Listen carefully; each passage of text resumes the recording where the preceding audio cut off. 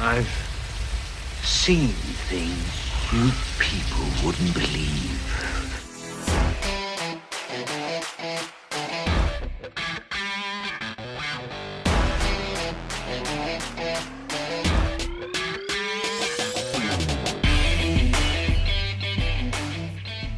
All right. Welcome back, everyone, to episode number 42 of the Best Thing We've Seen podcast. My name is Flo. And I'm Gabe. How are you? I'm doing good, man. I'm doing good. How are you doing? Tired, Yeah. but good enough. I mean, yeah, good enough. I'm just tired, sorry. Just laying down right now, just with the mic, just like hovering over you and doing everything you can just to utter anything. I would love to be lying down right now, but it would be very risky. You could do that. Oh, you mean you just fall asleep during the episode? Yeah. That's my mic cable isn't long enough, so. That would be great content, wouldn't it? Just falling just asleep. us sleeping, yeah. No, just one of us. The other one's just commentating like Richard Attenborough. Like you could allow me to it's David Attenborough, right? Yeah. Yeah. Well, I want to talk about the mess of the trailer copyright thing that we had in last week's episode. Because if you listened to last week's episode, you would have heard that I had the idea of including trailers for the picks of each week. And we had the whole episode ready to go with the trailers in it. And then in the last minute, I was like, maybe it's not the best idea. And we looked up, I told you, and you and I, we searched through the interwebs and we consulted with a few people, and pretty much the thing is, everyone does it, right? Everyone who talks about movies uses material to promote the movies, whether they have the rights or not, because no one would ever go after you if you just promote their movie, right? That is a very sensible. Me? Yeah. Yeah. I'm asking you. Well, no, I'm just saying that would be like the that just makes sense, doesn't it? I mean, why would they go after you? But what I gathered from like looking through everything is that no one will go after you, but everyone could, and that is just a it's just a weird feeling to have that you publish something that isn't yours. And if anyone has a bad day, they could come after you and, I don't know, want a lot of money or whatever just because we used something that isn't ours. So then we edited the trailers out, right? Because we just didn't want to take that risk. And I'm happy with the way it turned out because I thought it was quite funny that we came back from the future and told us to stop, not to play the trailers. Yeah. But it bothered me. And so the last 7 days or whatever, ever since we published that episode, I've been, this has been like on my mind, and I wanted to get it right because I like the idea, right? You thought it was a good idea too, right? It sounded quite nice. It sounded quite good, yeah. So I wanted to be able to do it. So what I've been doing over the last week is I've been contacting pretty much every single major studio, and I realized in doing so that there are a lot of studios who offer press kits to outlets. Press kits which include still images, posters, interviews, movie clips, and trailers too.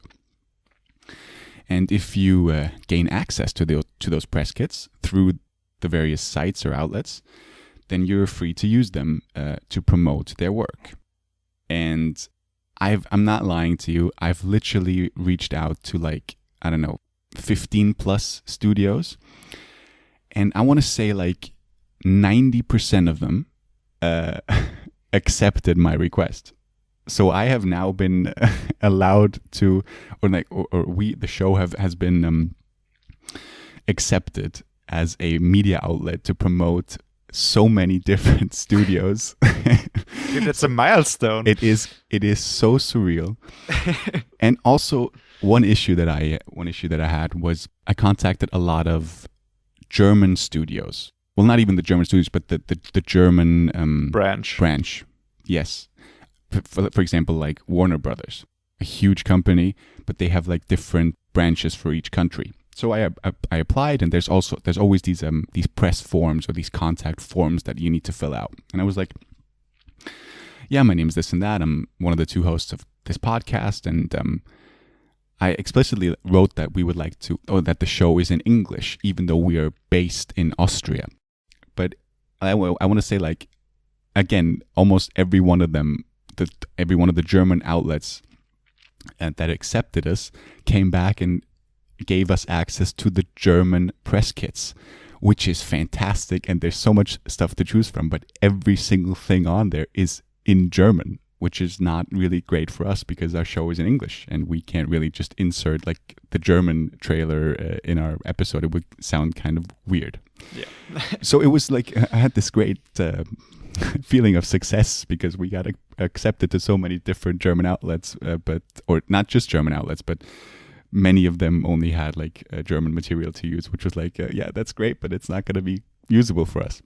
So, I mean, it's been a journey for me over the last 7 days. I've been like, because then obviously I sent emails out to those German outlets telling them that is there any way possible that we could gain access to the English material as well? To which I received so many different answers. Like someone was like helpful and sort of referred me to someone I could talk to, and other people were like, no, we don't have access to the English material. That's obviously we're just the German outlet, blah, blah, blah. Mm. But anyway, what I've been able to do is I've not just been accepted by some German outlets, but also by some international or American outlets. And there's also a great site which is used by every single major company. And there's one sort of hub in which they upload their electronic press kits. That's the thing that includes the trailer and every promotional material. Mm-hmm. And I've been accepted to that site as well. So we have access to that like hub as well. And this hub includes all the original material. So long story short, what I've been able to do is I pretty much have, I'm always saying, we now have access to pretty much every single trailer we want except Netflix, which is a shame because I think we could. Yeah, and I'm working on Netflix because we've also been accepted to the Netflix Media Center, but they offer great promotional material, but they don't offer trailers. So I've been in contact with them, and maybe we'll get access to trailers there as well. But other than Netflix, we should be good to go, and that's very exciting to me. Dude, beautiful. That's really cool. Thank you. I mean, now we're pretty much legit, right? Right. And what I've also been able to do is, because it needs to be done, if you were to indulge me now, we're going to have a repeat. I think now we should play the trailer that we had to cut out before last week. And I got access to the assistant trailer. Perfect. Yep. And then I was like, I got to be a good guy here. I got to make sure to have access for the Mandalorian too. And I got that one as well. Yes. Let's go. So yeah, please, we need to do this because it was bothering me last week. I think now is the time. Please listen to our discussion about the assistant in last week's episode. It was my pick of the week. And after at the beginning of the discussion, I wanted to play the trailer, and I feel like now is a great time to play the trailer for the assistant. Check out the discussion in the previous episode, but without further ado, here's the assistant. Welcome. Have a seat. Whatever's going on, you can tell me. That's what I'm here for. You're relatively new to the company. I mean, I've been working here for nearly 2 months. And you're under a lot of stress. Entry-level jobs in this industry are tough, right? Long hours? First one in, last one out. Good night. You're smart. You have to be smart. It's a tough job, but I can see that you've got what it takes. I want those new pages before I get on the plane. He promised them first thing. Where are we at? 200K in 2 points. That's bull. Maybe you can put in a good word for you. No, he'll hire externally. Listen, his schedule has shifted. Does 7 p.m. work? Still at the hotel, or? Yes. What? This is turkey. I said chicken. There's a girl waiting. Oh, her. She's been here before. A few times. Now I can even talk about it technically. You've seen it? Well, of course, I edited it. No, I mean, no, but did you see the movie? I didn't. No. No, I thought you might have. No. I saw the trailer. Yeah. It was pretty good. Right. So that was the trailer for The Assistant. Please check it out if you can. It's available on Blu-ray and it's on Amazon Prime as well. I think you can buy it there. And the trailer was courtesy of Bleecker Street, which is the studio that obviously made the studio. The studio that obviously made the film. And I've been in contact with someone over there, and they've been very helpful. So thank you to them. But now I would like to give it over to you, and please talk about The Mandalorian, which was your pick last week. Yeah, and first of all, thank you so much to all the studios and to Flo for making sure we could use all the material. That's so cool. And yeah, Mandalorian Season 2 I talked about last week, and I had a blast with it. It's a pretty cool trailer. Once again, let's roll the clip.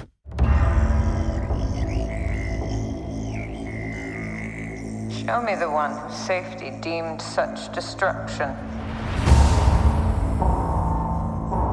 You must reunite it with its own kind. Where? This you must determine. The songs of eons past tell of battles between Mandalore the Great and an order of sorcerers called Jedi. You expect me to search the galaxy and deliver this creature to a race of enemy sorcerers? This is the way. All right, and that was Mandalorian Season 2. Once again, check it out. I think episode 5 is out as of today, the day we record this. And yeah, check it out. Yeah.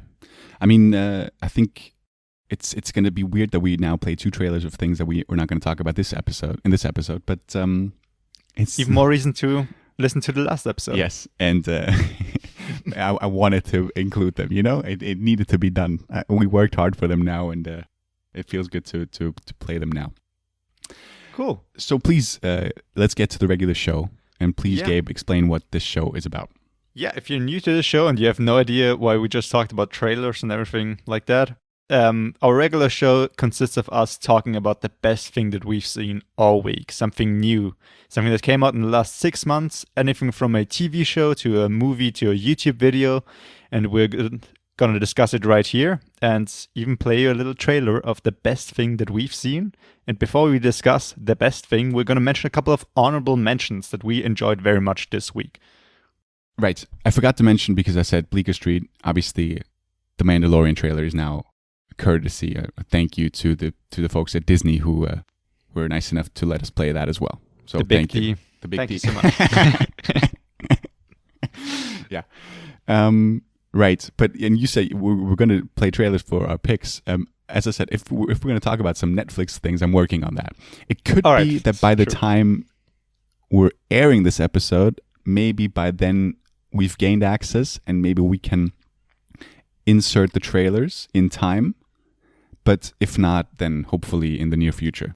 But a little tease for my pick, which I'm going to mention, is it's not very trailer friendly. So okay, I know what your pick is going to be. I know what your pick is going to be. I was so worried that your pick is going to be. Let's talk about some things, right? I was so worried that your pick is going to be Hillbilly Elegy. I wish it could have been, but it's. I'm assuming you watched it.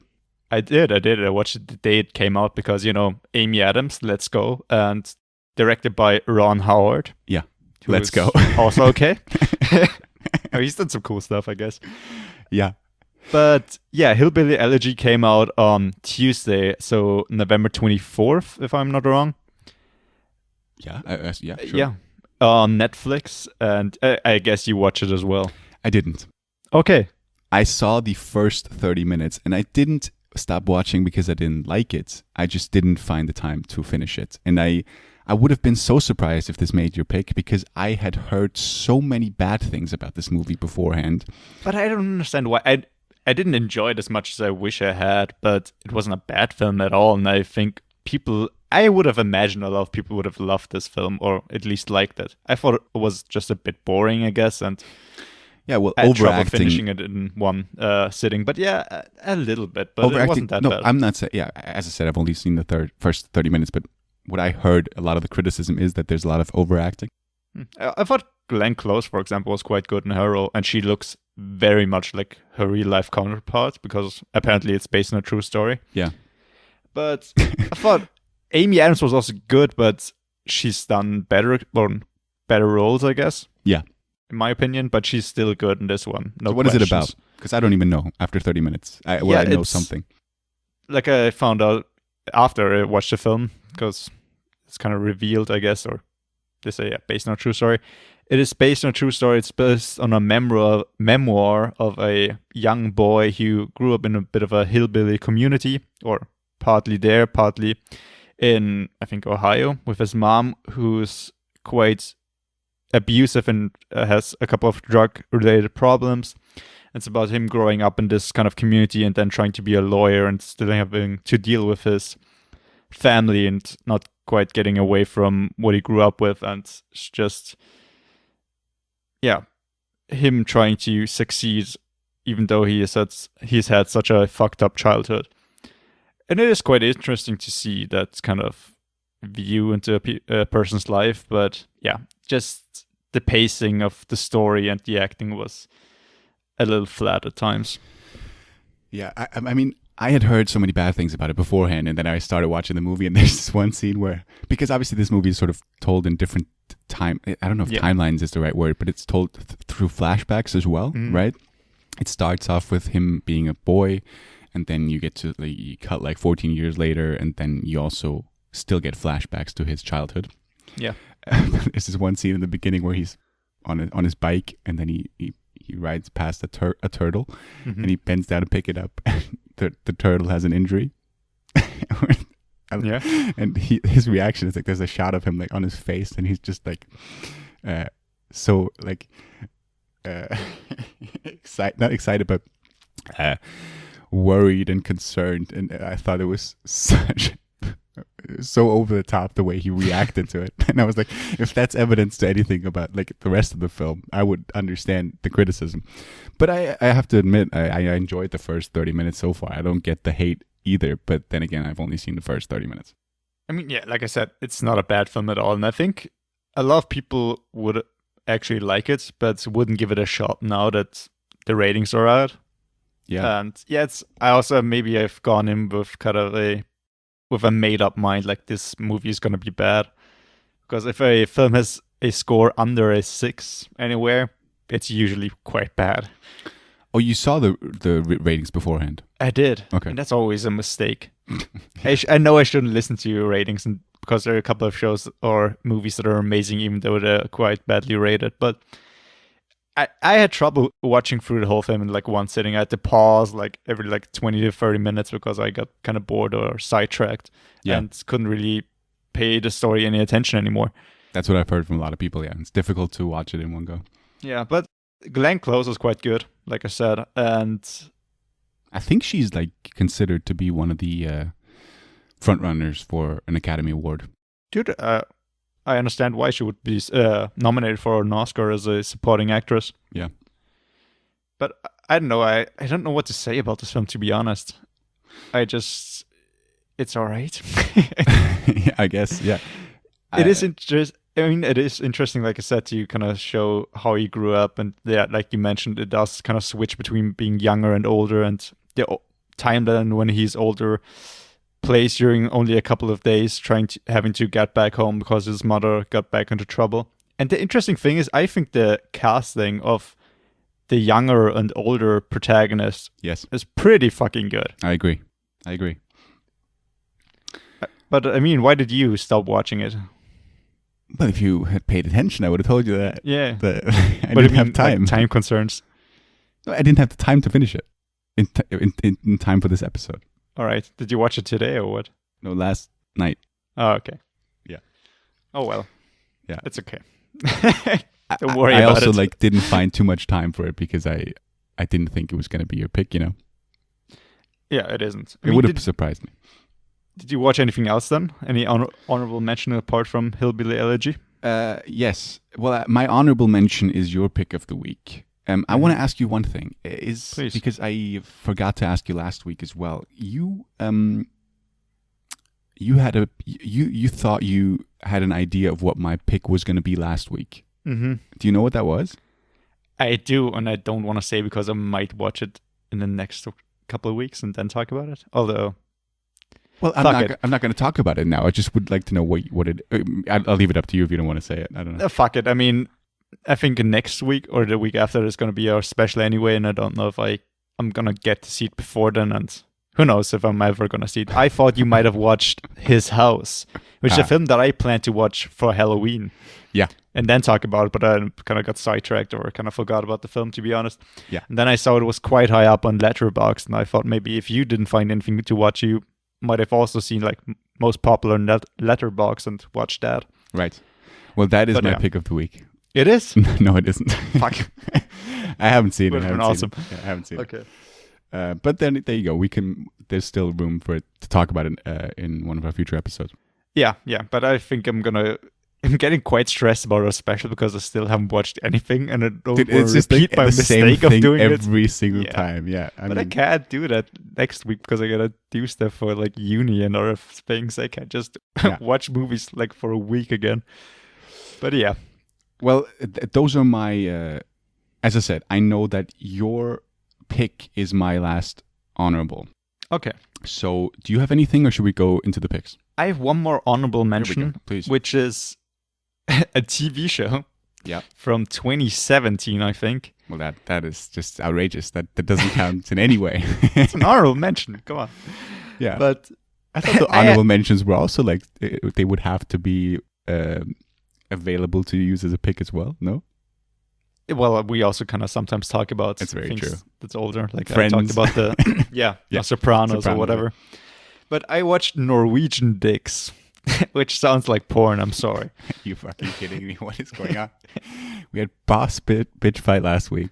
Now you watched Norwegian Dicks? Well, there's even a joke in the show that's a porn producer suing them. But it's about... sorry, what am I saying is Norwegian Dicks. Swedish Dicks. I'm so sorry. The whole story is about them being Swedish, and I just wrote down Norwegian Dicks. That's quite embarrassing. I'm sorry. But anyway, it's a show featuring, and I think also co-created by Peter Stormare, if I pronounced his name right. He was an actor who's played many in a lot of American films. Yeah. And he's done a lot of supporting actors work. He's also been in, if I'm not wrong, The Big Lebowski and American Gods more recently. And the show has very bad ratings, to be honest. Right. Like a 6.6, which is horrendous for a TV show. Well, yeah, okay, yeah. Well, most TV shows have like an 8, even though they're like trash. But And this show seems incredibly cheap, just from some of the actors and how it's set up. And I guess the budget isn't very high. But I absolutely love it. Where is that available? On Netflix? They just posted the first 2 seasons on Netflix, but it's not a Netflix show in itself. Right. And it says that this show is still ongoing, but like this last season came out 2018, and there haven't been any seasons since then. So I don't know what's going on, and I just finished season 1, so I don't know how it's going to end. But it's got a couple of more famous actors as well in there, like Keanu Reeves plays more of a major role in season 1. I love how you say you don't have time to watch anything for our next special episode, but then you watched a TV show from 2017. It's called Swedish Dicks. I mean, it's amazing. I'm sorry, but the thing is, I can watch like 2 episodes. I always watch like 1 or 2 episodes each night, which is all right, and takes less time than the whole fucking film. Sure. And plus, the humor is quite lowbrow at times, so you don't have to pay attention that much. So is this in Swedish? No, it is about 2 Swedish dicks or private detectives, right, in LA. Okay. But yeah, they're both Swedish. That's how they kind of also bond, and then they switch between talking in English and talking in Swedish, which is kind of a nice touch. Gotcha. And they're both very different very different types of people. So you have this very polarization of this very tough and grumpy guy played by Peter Stormare, and then his partner, who's this ex-DJ who's easily scared, but also a very sweet character. Right. And you've got some great jokes in there, just with his partner going undercover in an office and pretending to be German, and then accidentally nearly revealing his real name. So what's your name? Axelimon? So Axelimon? Yes, I'm German. We did a lot of fucked up things, and we have a lot of fucked up names. And I just had to laugh so hard at that. You sure he wasn't pretending to be Norwegian? Maybe at some point in the show they even do that. Yeah. But yeah, it's quite lowbrow humor at times, but it's very simple at times, and I think that's what's so funny about it, to be honest. Yeah. In a way, it reminded me of Doug Gently. I don't know if you've seen that show, but it's... No. It seems a little off, as in it seems very fucking cheap at times, which makes it kind of interesting and entertaining. Maybe that's just my weird preference in genre of kind of good, but kind of cheap. Right. I don't know. But if you've never heard of Swedish Dicks, check it out. Dirk Gently's Holistic Detective Agency. Yeah, with Elijah Wood. Yeah. Is that good? That looks good. I don't know. I would say I liked it, but I wouldn't call it good. Okay. Well, sadly, it got cancelled, but yeah. Let's get to your pick of the week, which is... I thought about this. Like, even if we had access to the trailer. Yeah, I know about this too. Yeah. Please. So, yeah, my pick of the week is If Anything Happens, I Love You, which is a short film on Netflix out right now. And the reason why a trailer would be quite unnecessary is because it's... Well, there's no dialogue. Yeah. Did I just got a brain fart? Yeah. Yeah, it's because there's no dialogue in it. It's completely silent except for the music, which is a very kind of cool way to show the topic that it's about, because it's about grief and two parents who've lost their child.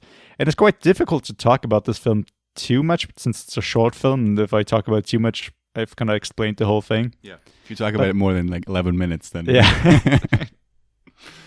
Which we have done, I think, before. So sure. No, but I'm saying, like, I think it's 12 minutes long, the movie. Yeah.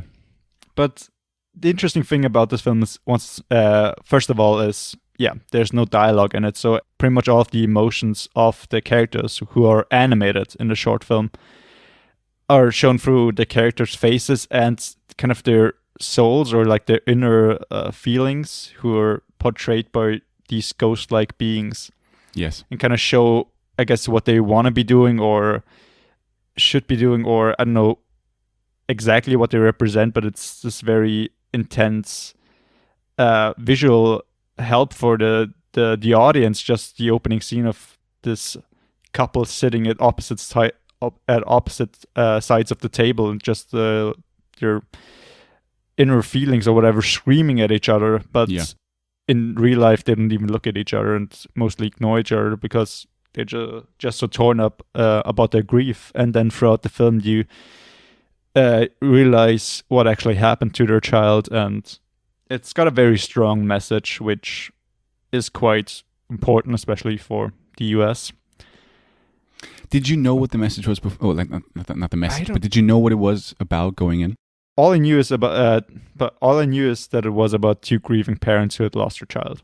I did not know what the actual message of the film was. Right, but I mean, is there a message? Yeah, of course. What? Okay, so what's the message? Well, it is a bit of a spoiler, like how the child died, and that actions need to be taken so that kind of thing stops. Well, okay, but there's not. Okay, yeah, I think sure. that it was like the whole reason why the film was made. That's interesting. I don't think of this as like a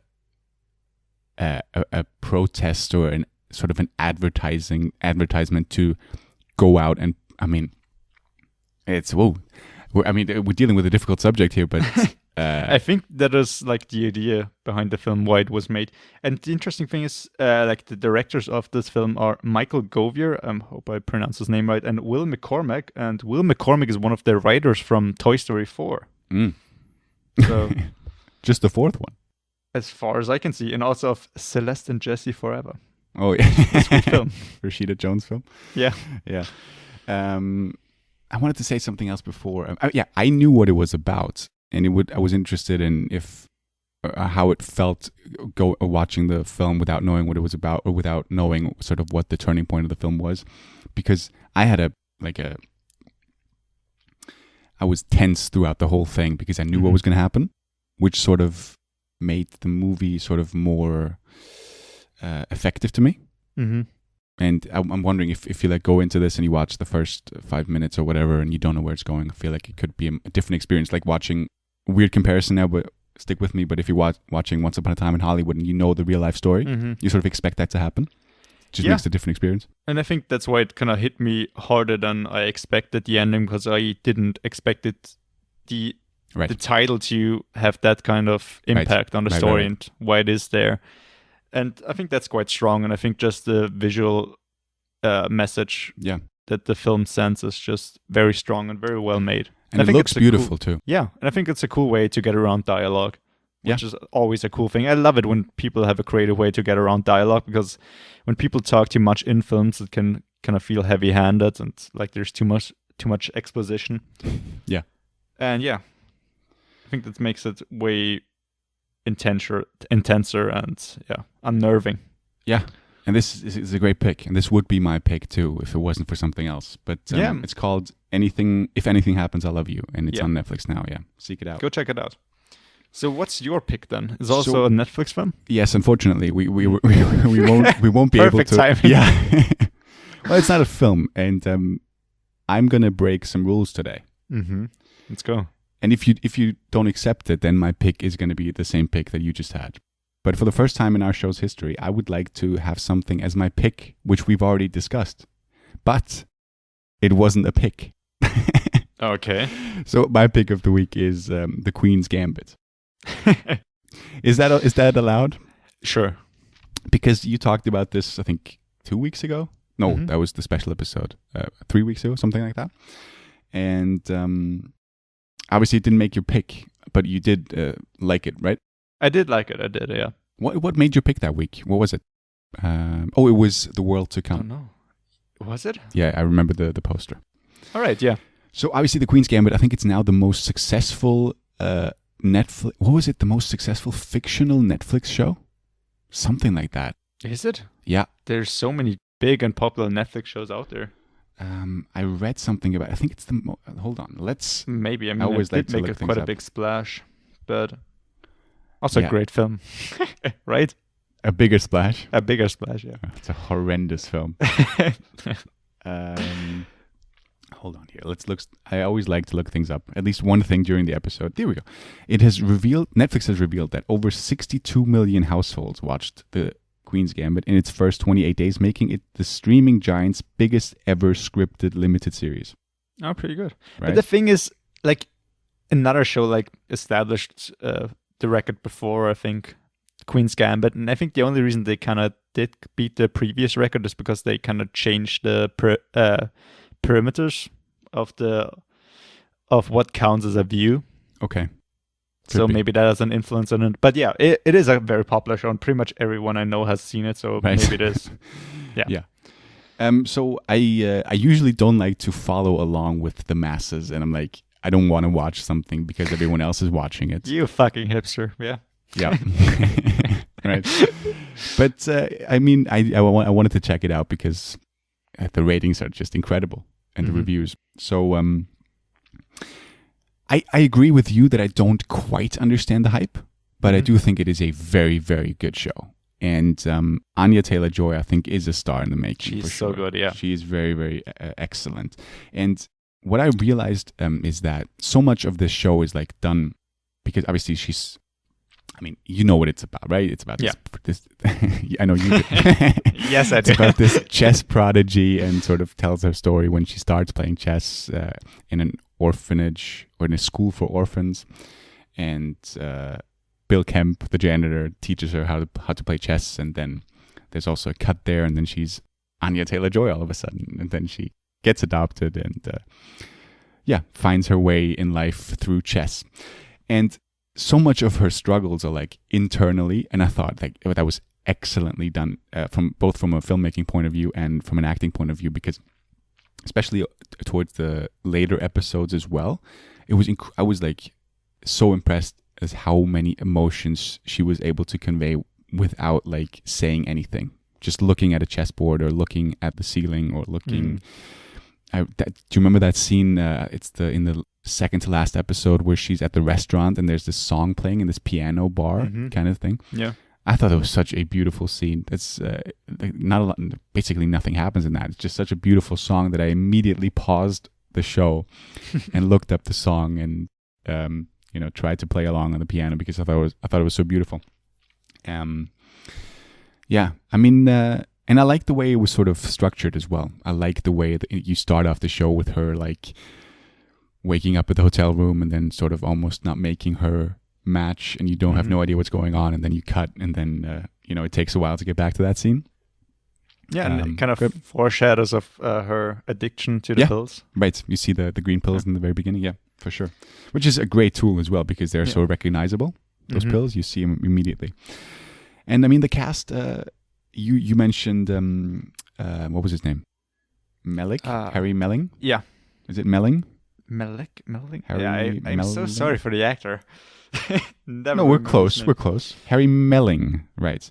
Who obviously played Dudley. Yeah, not Neville Longbottom. Yeah. But for me, one of the other highlights was. See, I forgot to write down his name. Of course I did. But it's the kid from Love Actually. Yeah. He also played in Game of Thrones. Yeah, he did. Yeah. I thought he was excellent in the Queen's Gambit. What was his name? He was good, yeah. I've Googled his name so many times since I saw three-part name. Queen's Gambit. Thomas Brody Sangster. He plays Benny in the show. I thought he was just terrific. Yeah. And one other thing, her mother, not her biological mother, the mother who adopts her, she's played by Marielle Heller, who is a director.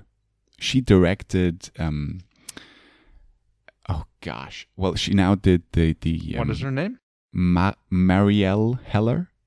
It's the Can You Ever Forgive Me? She directed that movie. Really? Yeah, and also the new Tom Hanks film, not new, but the Won't You Be My Neighbor? No, Beautiful Day in the Neighborhood. Yeah. Yeah, that's both directed by, both of those films are directed by her. Yeah, and she used to be an actress before that, and now with the Queen's Gambit, she's sort of making her return as an actress. I don't quite know why, and I'm not saying that because I don't think she should be, because I thought she was great. I just don't know the reasons why. Enjoys it more. Yeah, but definitely less stress. So I don't think she stops directing. I don't think she stopped directing. But Can You Ever Forgive Me and Beautiful Day in the Neighborhood. What's also interesting, the actress who plays the headmistress of the Orphanarium, she looks so much like Amy Adams that at first I even thought it was her. Yeah, I don't think so. What? I think she's like her doppelganger. in the one of the last episodes where she's like very old and with her cane. Not then anymore. Amy Adams. Oh, come on. In Hillbilly Elegy. Don't you dare. But I agree, like the stars of this show are definitely Anya Taylor-Joy and like the chess games themselves. I think they're also so amazing. Yeah. Borgoff was great too. Yeah. I kind of liked the way his character evolved through the show. Like especially in the last episode. I thought that was very well done. And also because the last show, the last episode, there's like 7 episodes, and the last episode is like 1 hour and 7 minutes long. Mm-hmm. And it wasn't until like the last like 20 to 30 minutes where I was like, I was wondering like, how is this going to end? Because it just doesn't feel like a final episode. Yeah. But then I did appreciate and like the last 30 or 20 minutes a lot. And there were some very nice moments in there. And I didn't love it, but I didn't hate the way they ended it as well. I thought that was, I was wondering how they're going to end the show. I think one of my biggest issues with the show, why it wasn't my pick that week as well, was also you mentioned that the ending and like the reveal of the journalist guy. I think that was so cheesy and didn't really fit into the show, and made me very aware that I was watching a TV show right now. So, but did you mean when you say the ending? Do you mean like the very ending? The last also shot? That, yeah. Okay. Yeah, that I thought it was quite cheesy. I agree, but then again, I wouldn't know how to end it any better. I guess, yeah. Right? You know what I mean? Yeah. I'm just looking up Marielle Heller again. The last thing she directed that people might know is The Diary of a Teenage Girl, which I haven't seen. It was the first film, right? Yeah, I think so. But obviously she's 5 acted women in... apparently before that, whatever that is. Sorry, what? 5 women. Or On in IMDb, development, it's her... I'm sorry. Yeah, on IMDb, The Diary of the Teenage Girl is her first credits as a director. And she also directed What the Constitution Means to Me I on said Prime Video. just saw it as well, yeah. Yeah, I have not seen this. Heidi Shrek. Yeah. Well, we're going to talk about that in one of our future episodes. But yeah, I mean, if we gain access to the trailer for The Queen's Gambit, then I would like to run it now. I doubt it that we'll get it in time, but I will link the trailers for The Assistant, for The Mandalorian, and for The Queen's Gambit in the description. Please check it out. And I mean, there is a trailer for If Anything Happens, I Love You. I looked it up, but I mean, it's just music, right? Right. Well, you see certain scenes, but I actually wouldn't recommend watching that trailer because it's a 12-minute movie and you watch like a 2-minute trailer. It's like, just give the movie a go. I don't think you'll be disappointed. I think it's even like the most popular shows on Netflix right now. Oh, okay. Or films. It's like, it was like 4th or 5th place when I watched it. So I think a lot of people have already checked it out, which is pretty cool. And I think that's the only reason that I even saw that it was on Netflix. Yeah. Because it was so popular. But yeah, if you haven't already, check it out. Right. I also wrote down here, Searching for Bobby Fischer. Have you seen that movie? I haven't. I've only seen Pawn's Sacrifice with you. Right. Well, if you liked The Queen's Gambit, obviously the whole world is sort of like in a chess mania right now because of that show. Sorry. Seek out the movie called Searching for Bobby Fischer. I mean, you might have enough of chess already. I remember the film. Yeah. I've seen it quite some time ago. I'm sorry. Yeah. It's a good film. It's a great film. Yeah. And it's written and directed by Steve Zalian, who, I mean, look through his IMDb credits. I think he wrote Schindler's List. It's a pretty acclaimed dude. And it's even got Ben Kingsley and Lawrence Fishburne, who's pretty cool in this film. Yeah, and Tony Shalhoub, Monk, is in this. It's a very small part. And obviously Joe Mantegna. William H. Macy, yeah. Joan Allen. This is a great movie. And is it not written by Steve Zalian? Oh, it is. It is written by Steve Zalian. Right. And he did write Schindler's List. Right? And he wrote Irishman. And I mean, what a guy. So seek it out. I think that's also on Prime. It was also on Netflix for a long time. I don't know if it's still on there. Let's have a look. Sure, why not? Here we go. Just as my little voice is leaving me. So, one last thing. What was your favorite scene or episode in The Queen's Gambit? Now that we can openly talk about it. Do you remember? Ooh, that's a tough one. I think one of the earlier ones when she kind of starts her professional chess career. Okay.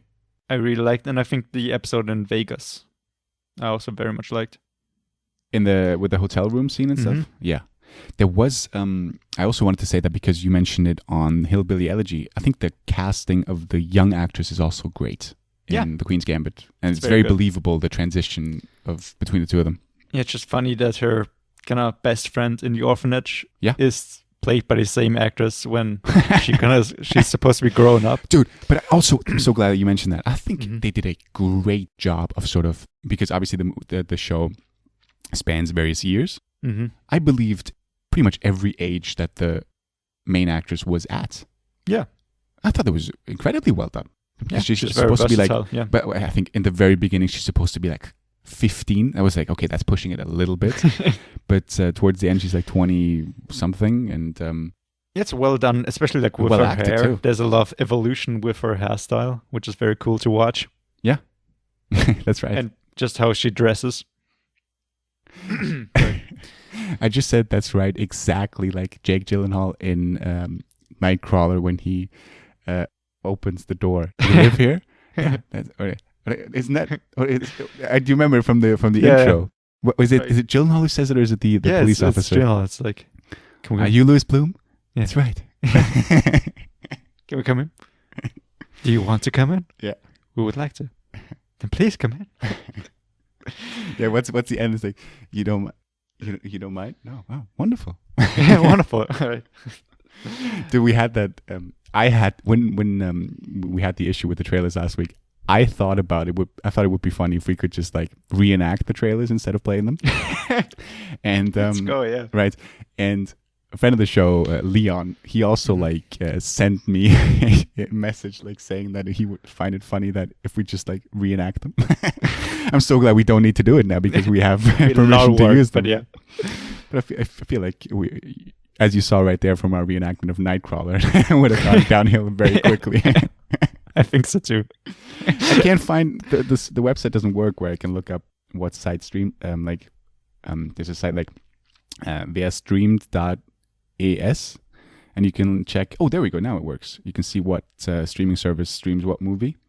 Here we go. Searching for .es is the Spanish site. No, it's German. Wer streamt es? Ah. Searching for German, right? Right.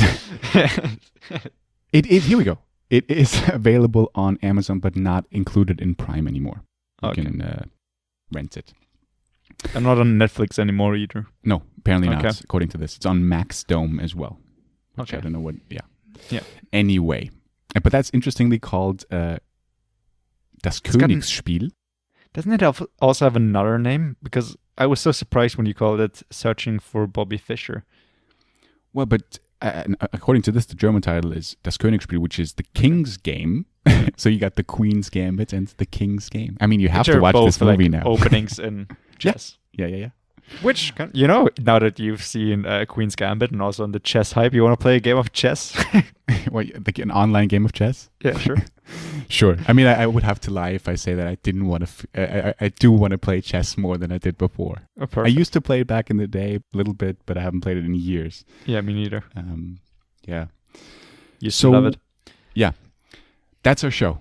A lot of stuff to talk about, and I'm obviously so happy with the whole trailer thing and the copyright thing, and I want to once again thank everyone of the people that I talked to, and it was pretty successful, a lot more successful than I thought, and hopefully, obviously, this week's episode is going to be a bit of a weird one because we played trailers for last week's episode, and maybe not for this week's picks because we don't have access to Netflix yet, but hopefully soon, and then everything will be swell. And now that we're a legitimate podcast, I expect the views to be in the thousands, so perfect. Yeah. Let's go. I was if you have if you can do that, like you expect it to work out. Yeah. All right. So please spread the word. Tell everyone we are now a certified podcast with connections, and we can use trailers and stuff, and expect our advertisements around town in the next coming weeks. Yeah, absolutely. Well, that's the show. We hope you enjoy. Thank you so much for listening. Thank you for coming this far once again, hopefully. We enjoyed talking to you. I hope you enjoyed listening to us. And check us out on Best Thing Radio on Twitter and Instagram, where you can check out our cover art, which is also our thumbnail on YouTube, where you can find us under Best Thing We've Seen podcast. You can also find us under that name on Spotify, Apple Podcasts, Google Podcasts. Please check us out. Maybe leave us a review, leave us a like, leave us a subscribe. Anything helps. Maybe even a comment on YouTube. And thank you so much for listening. It's been a blast once again. And we hope that you listen to us once again next week. It's weird because I hope to see you again next week, but right. It's obviously not the medium we're working with. But we've struggled with that in the last 42 episodes. Always like signing off. See you again. Well, you won't. I know. Just get used to it. Well, hopefully you'll hear us again next week. Yeah. Right? And maybe we'll hear from you through, I don't know, YouTube, Twitter, whatever. Sure. Take care. Bye. Bye-bye.